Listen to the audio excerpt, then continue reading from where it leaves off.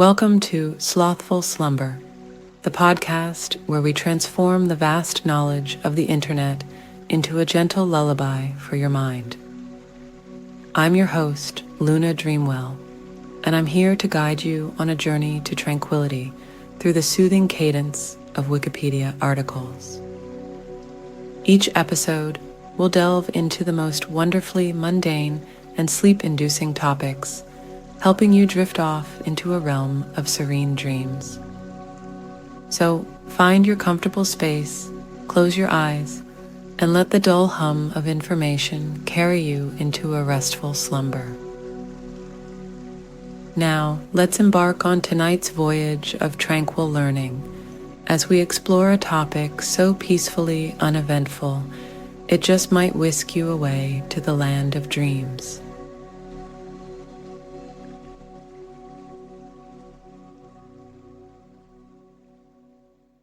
This Wikipedia article is titled Fallingwater. Fallingwater is a house designed by the architect Frank Lloyd Wright in 1935 in the Laurel Highlands of southwest Pennsylvania, about 70 miles, 110 kilometers, southeast of Pittsburgh in the United States. It is built partly over a waterfall on Bear Run, in the Mill Run section of Stewart Township, Pennsylvania. The house was designed to serve as a weekend retreat for Lillian and Edgar J. Kaufman, the owner of Pittsburgh's Kaufman's department store. After its completion, Time called Fallingwater Wright's most beautiful job, and it is listed among Smithsonian's Life List of 28 places to see before you die. The house was designated a National Historic Landmark on May 11, 1976. In 1991, members of the American Institute of Architects named Fallingwater the best all-time work of American architecture, and in 2007, it was ranked 29th on the list of America's favorite architecture, according to the AIA. The house and 7 other Wright constructions were inscribed as a World Heritage Site under the title The 20th Century Architecture of Frank Lloyd Wright in 2019. History. At age 67, Frank Lloyd Wright was given the opportunity to design and construct 3 buildings. With his 3 works of the late 1930s, Fallingwater, the Johnson Wax Building in Racine, Wisconsin, and the Herbert Jacobs House in Madison, Wisconsin, Wright regained his prominence in the architectural community. The Kaufmans. Edgar J. Kaufman was a Pittsburgh businessman and president of Kaufman's department store. Lillian Kaufman, like her husband, was a keen outdoors person. She enjoyed both hiking and horseback riding. She had a strong aesthetic sensibility, which is reflected in the house's design. Edgar and Lillian's only child, Edgar Kaufman Jr., became the catalyst for his father's relationship with Frank Lloyd Wright. In the summer of 1934, Kaufman read Frank Lloyd Wright's An Autobiography, 1932, and traveled to meet him at his home in Wisconsin in late September. Within 3 weeks, he began an apprenticeship at the Taliesin Fellowship, a communal architecture program established in 1932 by Wright and his wife, Olgivana. It was during a visit with their son at Taliesin in November 1934 that Edgar and Lillian Kaufman first met Wright. The Kaufmans lived in La Tourelle, a French Norman estate in Fox Chapel, designed in 1923 by Pittsburgh architect Benno Johnson. However, the family also owned a remote property outside Pittsburgh, a small cabin near a waterfall, which was used as a summer retreat. When these cabins deteriorated, Kaufman contacted Wright. On December 18, 1934, Wright visited Bear Run and asked for a survey of the area around the waterfall. One was prepared by Fayette Engineering Company of Uniontown, Pennsylvania, including all the site's boulders, trees, and topography, and forwarded to Wright in March 1935. Construction. As reported by Frank Lloyd Wright's apprentices at Taliesin, Kaufman was in Milwaukee on September 22nd, 9 months after their initial meeting, and called Wright at home early Sunday morning to surprise him with the news that he would be visiting him that day. Wright had told Kaufman in earlier communications that he had been making progress on the plans, but in actuality, he had not done anything.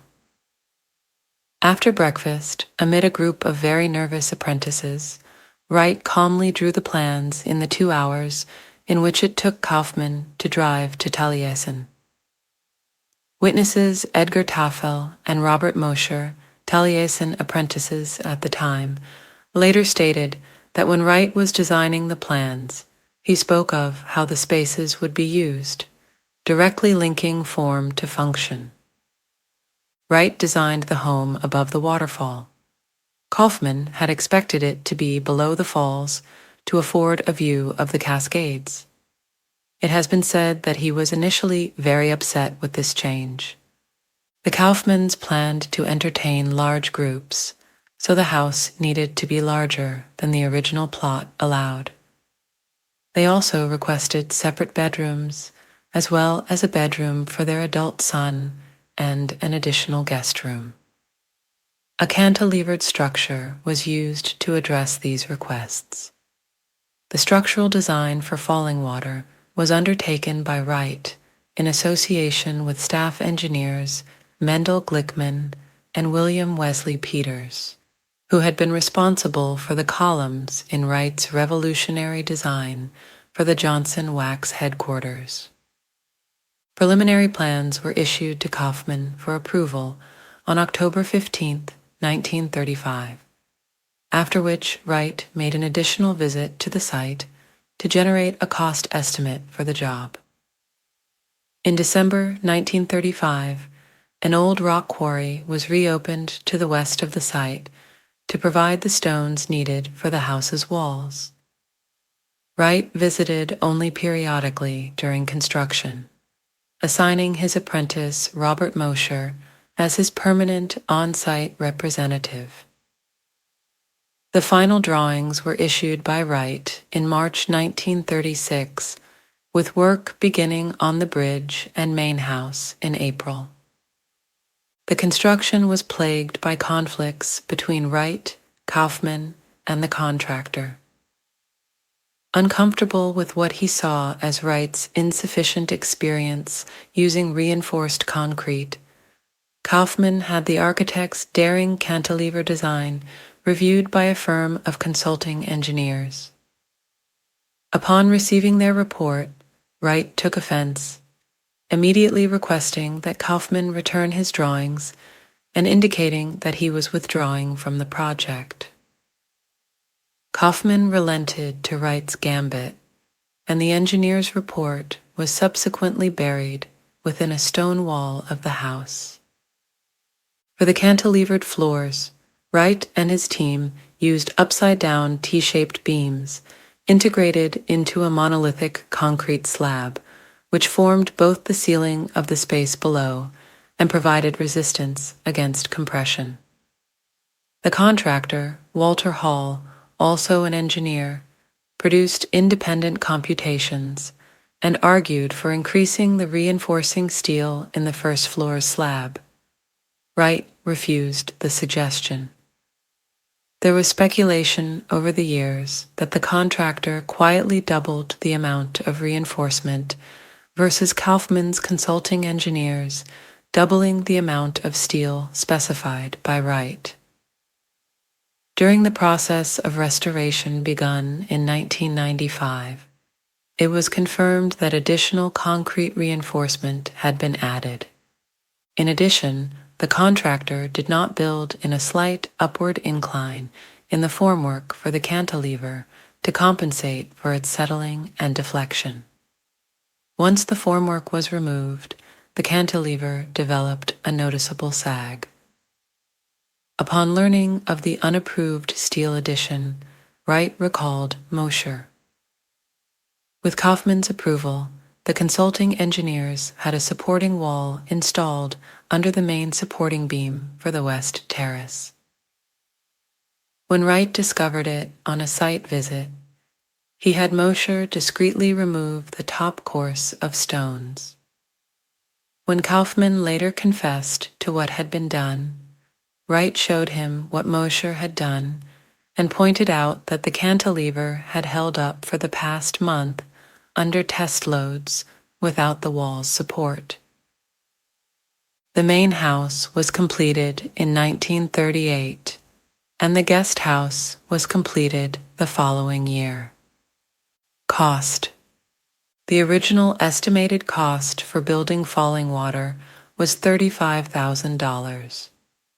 The final cost for the home and guest house was $155,000, which included $75,000 for the house, $22,000 for finishings and furnishings, $50,000 for the guest house, garage, and servants' quarters, and an $8,000 architect's fee. From 1938 through 1941, more than $22,000 was spent on additional details and for changes in the hardware and lighting.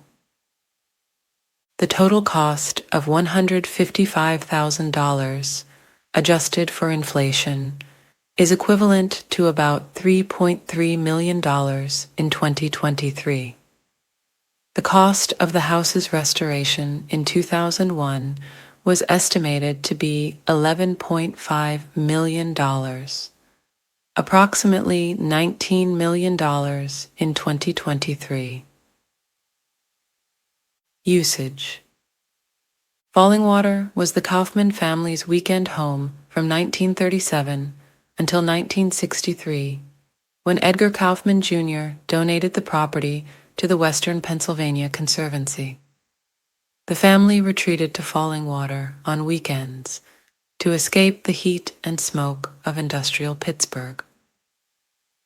Lillian enjoyed swimming in the nude and collecting modern art, especially the works of Diego Rivera, who was a guest at the country house. Wright understood that people were creatures of nature, hence an architecture which conformed to nature would conform to what was basic in people.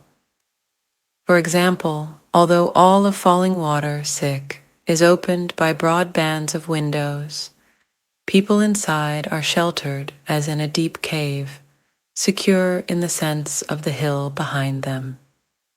Name. The Fallingwater name originated with Wright in late 1937, when he wrote the text that accompanied a feature article on Wright's career in the January 1938 Architectural Forum. Until that time, it had been referred to on Wright's drawings and in correspondence as the E.J. Kaufman Residence or E.J. Kaufman House, the names used in publications covering the house's construction. The new name immediately became popular and was amplified by a 1938 exhibition at the Museum of Modern Art and in Henry Luce's popular magazines Time and Life. The name was apparently disliked by E.J. and Lillian Kaufman, who did not use it. Design.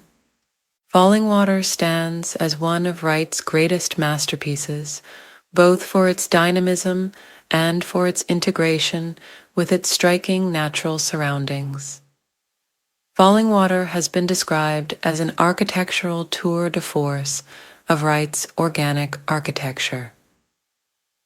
Wright's passion for Japanese architecture was strongly reflected in the design of Fallingwater, particularly in the importance of interpenetrating exterior and interior spaces and the strong emphasis placed on harmony between man and nature. Contemporary Japanese architect Tadao Ando has said of the house, "I think Wright learned the most important aspect of architecture, the treatment of space, from Japanese architecture.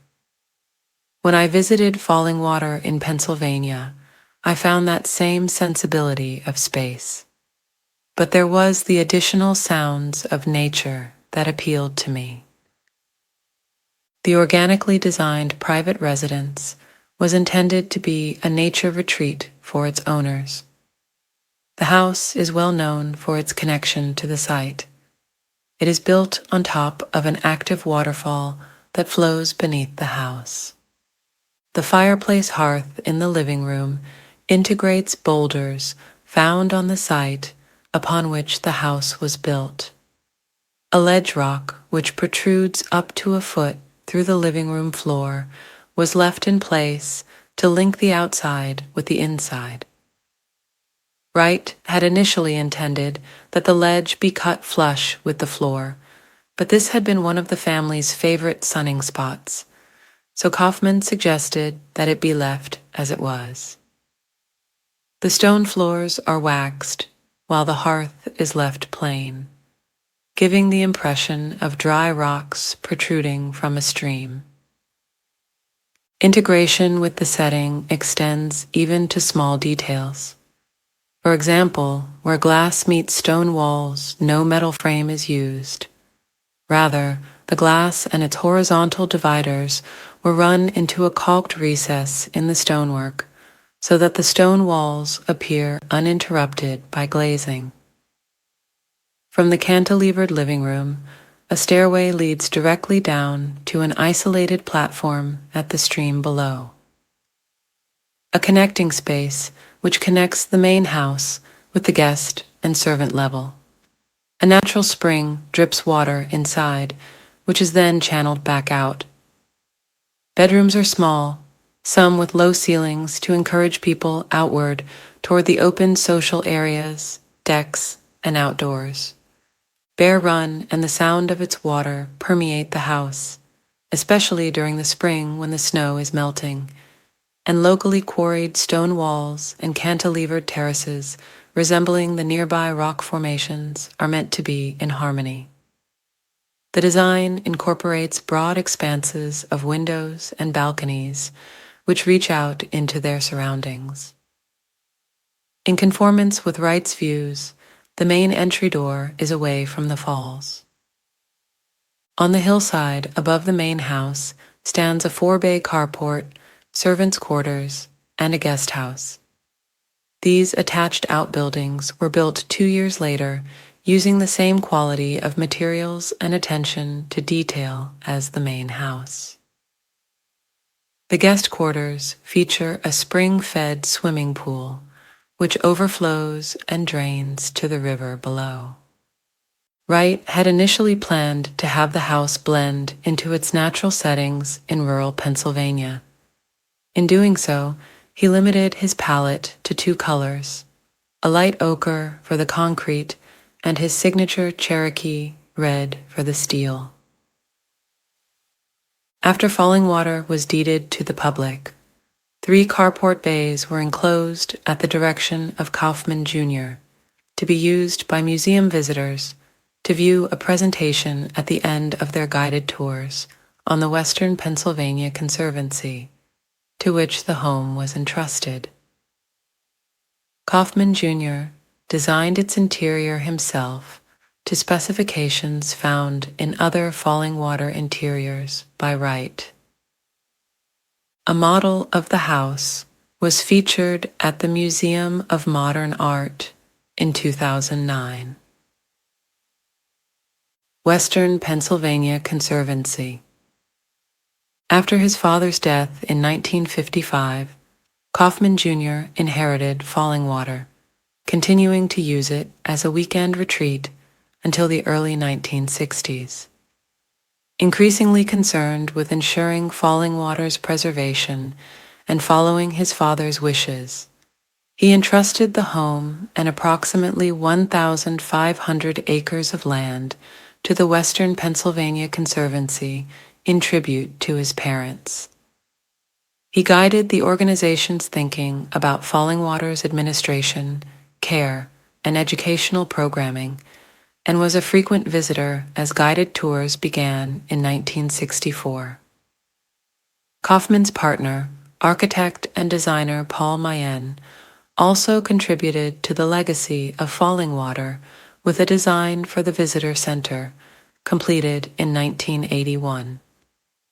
The house attracts more than 160,000 visitors from around the world each year. Preservation.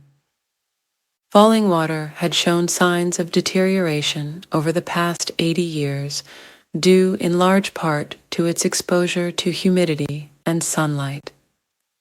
The severe freeze-thaw conditions of southwest Pennsylvania and water infiltration also affected the structural materials. Because of these conditions, a thorough cleaning of the exterior stone walls is performed periodically. Fallingwater's 6 bathrooms are lined with cork tiles. When used as a flooring material, the cork tiles were hand-waxed, giving them a shiny finish that supplemented their natural ability to repel water. Over time, the cork has begun to show water damage, requiring the Conservancy to make frequent repairs. In addition, Fallingwater's structural system includes a series of very bold, reinforced concrete cantilevered balconies. Pronounced deflection of the concrete cantilevers was noticed as soon as the formwork was removed during construction. This deflection increased over time, eventually reaching 7 inches, 180 millimeters, over a 15-foot, 4.6 m span. In 1995, the Western Pennsylvania Conservancy commissioned a study of the site's structural integrity. Structural engineers analyzed the movement of the cantilevers over time and conducted radar analysis to locate and quantify the reinforcement. The data proved the contractor had indeed added reinforcement over Wright's plan. Nevertheless, the cantilevers were still insufficiently reinforced. Both the concrete and its steel reinforcement were close to their failure limits. An architectural firm was hired to fix the problem, beginning with the installation of temporary girders in 1997. In 2002, the structure was repaired permanently using post-tensioning. The living room flagstone floor blocks were individually tagged and removed. Blocks were joined to the concrete cantilever beams and floor joists. High-strength steel cables were fed through the blocks and exterior concrete walls and tightened using jacks. The floors and walls were then restored, leaving Fallingwater's interior and exterior appearance unchanged.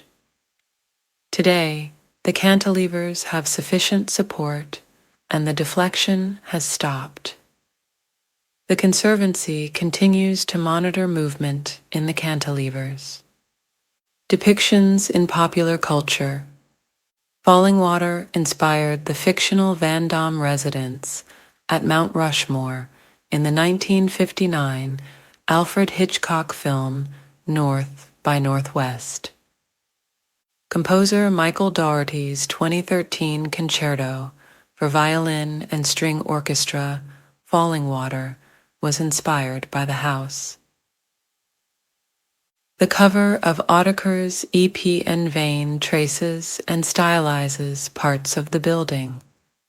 Peter Bloom's painting, The Rock, also commissioned by Lillian and Edgar Kaufman, and now in the collection of the Art Institute of Chicago, depicts a construction scene reminiscent of the construction of Fallingwater. In Neil Schusterman's Arc of a Scythe book series, Scythe's Marie Curie and Anastasia live at Fallingwater, which before their residency fell out of the public consciousness and into disrepair. Episode 16 of the anime series. Eureka 7 includes a replica of Fallingwater hidden in a cave. Fallingwater appears in a cartoon of the story Amelia e la Pietra Pantarba on Topolino, #2043, the long-running Italian Disney magazine. The House of the Witch is turned into Fallingwater by a spell before turning back to its normal appearance. The design is pastiched in the 1979 animated package film The Bugs Bunny Roadrunner movie, the final chapter of the Dan Simmons science fiction novel. Endymion follows the characters visiting Fallingwater in the 31st century. Fallingwater is referenced in the song Mama Borthwick, a Sketch, by singer Conor Oberst on his album Salutations. Lego Architecture released a 811-piece construction model set of the building in 2009. Fallingwater appears in Season 18, Episode 3 of The Simpsons, the long-running animated series. Following Homer Simpson's antics, Marge Simpson learns carpentry and builds a birdhouse depicting Fallingwater, along with other notable architectural achievements. The house was used as a model for the residence of Joji Saiga, a former psychology professor in the psychological anime series Psycho Pass. The conclusion of Greg Sestero's directorial debut Miracle Valley was shot inside of Fallingwater. This is the first feature film to ever shoot in the house.